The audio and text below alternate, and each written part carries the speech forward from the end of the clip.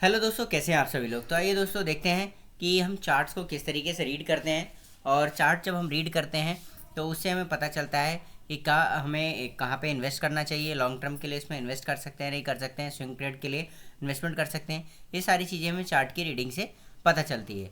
तो आइए देखते हैं चार्ट हम रीड कैसे करते हैं, थोड़ा सा समझते हैं किस तरीके से हम रीड करते हैं। तो अभी लॉन्ग टर्म के इन्वेस्टमेंट के प्रोस्पेक्टिव से हम ये शेयर देख रहे हैं। तो ये जो चार्ट है टाटा मोटर्स का, और इसमें हम देखते हैं कि चार्ट जो है किस तरीके से फॉर्म कर रहा है। तो ये चार्ट हमने ओपन कर लिया है और ये ट्रेडिंग व्यू पे ओपन किया। ओपन करने के बाद मैंने जो लिया हुआ है 1 डे का कैंडल इसमें बनाया हुआ है, क्योंकि मैं इसको लॉन्ग टर्म के प्रोस्पेक्टिव से देख रहा हूँ। तो इसके हिसाब से मुझे 1 डे, अगर आप जैसे स्विंग ट्रेड करते हैं या ट्रेडिंग करते हैं, इंट्राडे ट्रेड करते हैं, तो उसमें 5 मिनट, 15 मिनट, 1 आवर के ट्रेडिंग कैंडल्स पे एनालिसिस होते हैं। तो यहाँ पे हम 1 डे के कैंडल बना रहे हैं और उसके हिसाब से एनालिसिस हम इसमें करने की कोशिश करेंगे। तो आइए देखते हैं, जैसे कि ये ट्रेंड चल रहा है और इसमें अभी हम बड़ा बड़ा अगर आप देखेंगे तो यहाँ पे एकदम से जब हाई हुआ है, हाई होने के बाद वहाँ से नीचे इसने गिरना स्टार्ट किया। तो क्या ऐसा कोई कैंडल बन रहा था जिसकी वजह से यहाँ पे हमको देखने के लिए ये डाउनफॉल मिला है।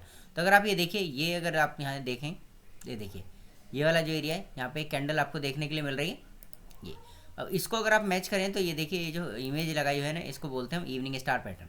तो ये पैटर्न यहाँ पे ऑलमोस्ट बनता हुआ नज़र आ रहा है। तो पहले ग्रीन कैंडल एक ये देखिए बड़ी बनी है, फिर एक छोटी रेड कैंडल बनी है टॉप पे इसके, और उसी के बाद एक रेड कैंडल और बनती हुई नज़र आई है। और उसके बाद अगर आप देखेंगे तो काफ़ी अच्छा खासा ये शेयर नीचे की तरफ गिरा है। तो जब भी इवनिंग स्टार पैटर्न फॉर्म होता है तो शेयर कोई भी हो, कोई भी स्टॉक होता है, तो वो नीचे की तरफ मूव करना स्टार्ट कर देता है। ऐसे ही नीचे की तरफ अगर मॉर्निंग स्टार बनता है तो वहाँ से अपसाइड का मूव देखने के लिए मिलता है। तब यहाँ पे ये काफ़ी अच्छा खासा गिरा और गिरने के बाद ये 1000 के आसपास आया और उसके बाद फिर से इसने अपने आप को ऊपर उठाया। तो जब ये ऊपर उठा उसके बाद अगर आप देखेंगे तो जो हाई था, हाई को ब्रेक नहीं किया, उससे पहले ही ये यहाँ से फिर दोबारा से इसने फॉल करना स्टार्ट कर दिया।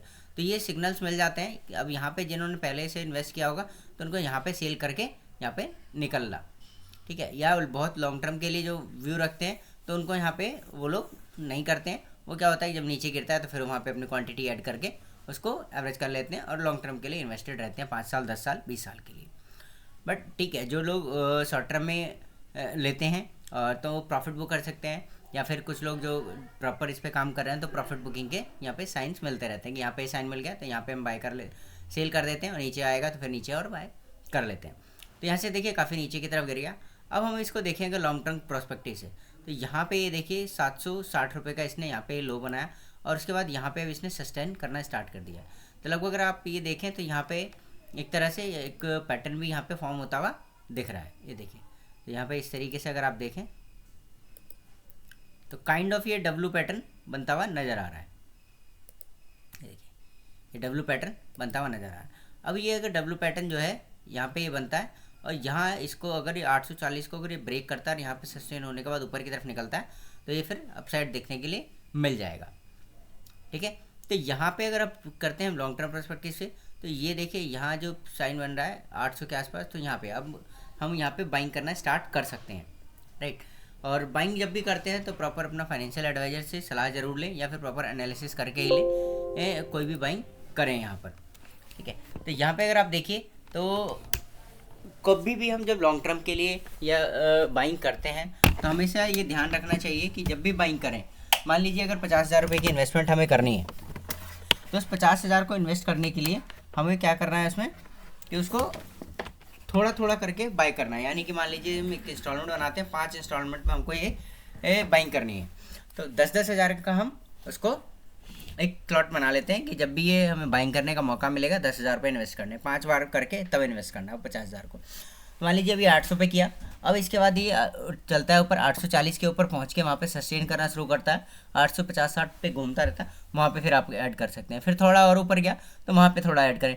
और अगर इसी तरीके से कई बार कुछ चीज़ें हो जाती हैं, मार्केट सेंटिमेंट की वजह से भी नीचे आ जाता है, कुछ भी डाउन साइड आता है, तो वहाँ पे आपके पास ऑप्शन रहता है कि आप उसको एवरेज कर सकते हैं कि नीचे की तरफ जाता है। तो इसीलिए सारा फंड अगर आपके पास है तो सारा फंड एक साथ नहीं लगाना चाहिए। तो लॉन्ग टर्म के लिए इसमें इन्वेस्टमेंट कर सकते हैं। अब करने के लिए चलते हैं, देखते हैं थोड़ा फंडामेंटल्स, क्योंकि जब भी हम इसको कोई भी स्टॉक्स हम देखते हैं, ठीक है, तो कोई भी स्टॉक अगर देखते हैं तो उसके फंडामेंटल भी लॉन्ग टर्म के लिए जब हम डालें तो देखने ज़रूरी होते हैं। बात करें टाटा मोटर्स की तो 3 लाख करोड़ का इसका जो है मार्केट कैप है, करंट प्राइस 817 रुपये का है।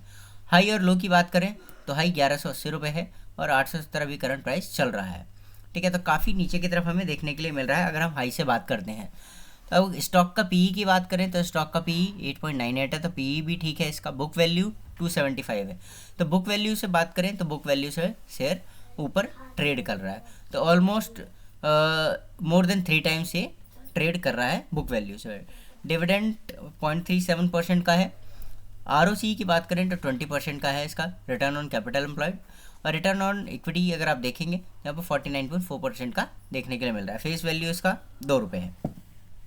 अब आइए चलते हैं नीचे की तरफ और देखते हैं इसके प्रोस, कंपनीज में क्या अच्छा इसमें देखने के लिए मिल रहा है और क्या कमियां हैं कुछ जिसकी वजह से हमें इसको लेने में या फिर समझने में आसानी हो जाती है। तो अगर कुछ इसकी अच्छाइयों की बात करें तो कंपनी ने अपना जो डेट है उसको रिड्यूस किया है, जो इसके पास उधारी थी, जो कर्ज था उसको कम किया है। और company has delivered good profit growth 93.1% CAGR over last 5 year. तो पिछले 5 साल में अच्छा खासा CAGR देते हुए दिखी है ये कंपनी। और अगर बात करें इसकी कुछ कमियों की तो स्टॉक जो है अपना जो बुक वैल्यू है इसका उससे 3 गुना ऊपर ट्रेड कर रहा है। और इसकी प्रमोटर होल्डिंग जो है वो डिक्रीज़ हुई है पिछले क्वार्टर में 3.78%। ये चीज़ें इसके नेगेटिव में जाती हैं। पेयर कंपैरिजन जैसे कि टाटा मोटर्स आप देख रहे हैं, इसमें अशोक लेलैंड, ओरेक्ट्रा, ग्रेन टेक, फोर्स मोटर, SML, इसूजू, ये कंपनियां हैं इसकी जो पेयर ग्रुप कंपनीज हैं। अब चलते हैं इसके क्वार्टरली रिजल्ट की ओर। तो क्वार्टरली रिजल्ट में अगर मोटा मोटा अगर आप देखें तो सेल्स की अगर बात करें तो सेल्स जो है अभी पिछले क्वार्टर में 1 लाख करोड़ की रही है, राइट। और इसमें 89,000 करोड़ का इसका उनमें का जो है एक्सपेंसेस रहा है। बात करते हैं नेट प्रॉफिट की तो नेट प्रॉफिट 3450 करोड़ रुपए का देखने के लिए मिल रहा है हमें पिछले क्वार्टर में, राइट। अब हम चलते हैं प्रॉफिट एंड लॉस। तो P&L अगर आप देखते हैं तो मार्च 24 में जो इन्होंने हमें नेट प्रॉफिट देखने के लिए मिला था 31,800 करोड़ का, और अभी तक का अगर आप देखें तो 33,800 करोड़ रुपये का प्रॉफिट हो चुका है इस ईयर में जो चल रहा है। तो अभी आगे के समय में और ये प्रॉफिट बढ़ता हुआ देखने के लिए मिल सकता है। तो कंपनी अच्छा खासा देखने के लिए लग रहा है कि अच्छा खासा जो है इम्प्रूव कर रही है और आने वाले समय में अच्छा लॉन्ग टर्म में प्रोस्पेक्टिव बढ़िया रहेगा, पैसा बन सकता है। देखते हैं बैलेंस शीट में। तो बैलेंस शीट अगर आप देखें थे अभी जो है 736 करोड़ रुपए का इक्विटी कैपिटल है।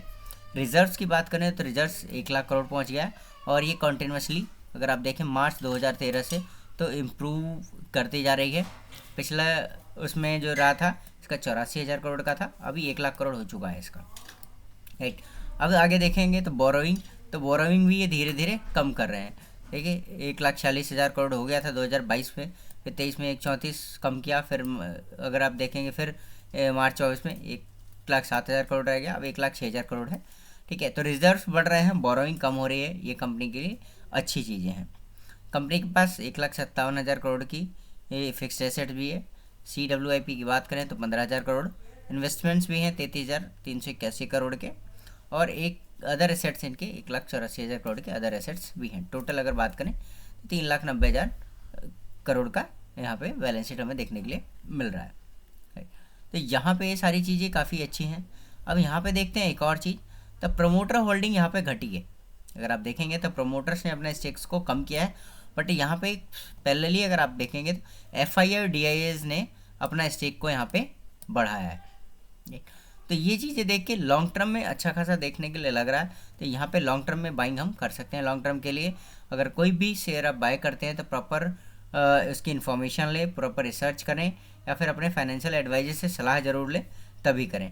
स्टॉक अच्छा है, लॉन्ग टर्म में अच्छा खासा प्रॉफिट देखने के लिए मिल सकता है, बट मार्केट है यहाँ पे रिस्क हमेशा इन्वॉल्व होता है, तो अपने रिस्क के अकॉर्डिंग ही कोई भी बाइंग या सेलिंग यहाँ पर करें। Thank you.